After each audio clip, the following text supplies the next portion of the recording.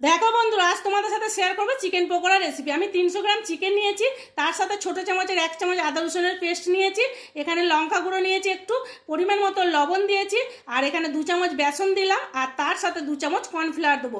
এই কর্নফ্লাওয়ার আর বেসনটা পরিমাণ মতো দেবে, কারণ আমি 300 গ্রাম চিকেন নিয়েছি, তার সাথে 2 চামচ করেই দিয়েছি। আর সাথে দেখো একটা ডিম ফাটিয়ে দিলাম, তার সাথে দেখো একটু গোলমরিচের গুঁড়ো দেবো। তো গোলমরিচের গুঁড়োটা দিলে বেশ ঝাল ঝাল লাগে, ভালো লাগে। সাথে দেবো 1 চামচ ভিনিগারটা দিলে মাংসটা ভালো করে সেদ্ধ হয়ে যাবে। তো এবার এটাকে আমি ম্যারিনেট করে নেব। তো এটা চামচ দিয়ে তো হবে না, হাত দিয়েই করে নিচ্ছি। তো দেখো এইটাকে আমি ম্যারিনেট করে নিলাম। এবার এটাকে আমি আধ ঘন্টা রেস্টে রেখে দেবো ঢাকা দিয়ে।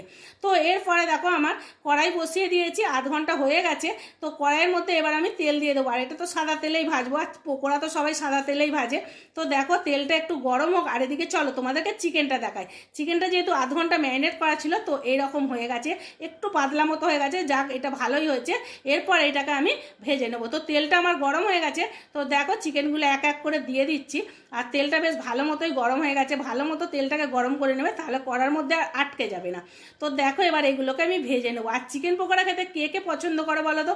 আমার চিকেন পকোড়া সন্ধেবেলা আর চা সাথে আমার এতটা ভালো লাগে যে কি বলবো।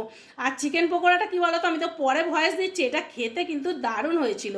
আমি কারণ ভয়েসটা দিচ্ছি ধরো তার পরের দিন, আর যেদিন করেছি তার পরের দিন। তো এটা খেতে দারুণ হয়েছিল। চলো এটাকে ভালো করে লাল লাল করে ভেজে নিই। তো এই দেখো আমার এইটা পকোড়াগুলোকে কেমন লাল লাল করে ভাজা হয়ে গেছে। তো এবার এগুলোকে আমি তুলে নেব। তো দেখো এক হাতে ক্যামেরা ধরেছি বলে না, খুন্তিতে করে আমি তুলতেও পারছি না। তো দুটো দুটো করেই তুলছি, কারণ আমার ক্যামেরাটা এক হাতে আমাকে ধরে করতে হচ্ছে ভিডিওটা। আর এই দেখো কত সুন্দর হয়ে গেছে না পকোড়াগুলো দেখতে, বলো তো? একদম লাল লাল করে ভেজে নিয়েছি। এরপর দেখো মেয়ে এসে একটু ক্যামেরাটা ধরলো, আর আমি পকোড়াগুলোকে তুলে নিলাম। তো দেখো আমার চিকেন পকোড়া রেডি। আর কে কে এই চিকেন পকোড়া খাবে চলে আসো।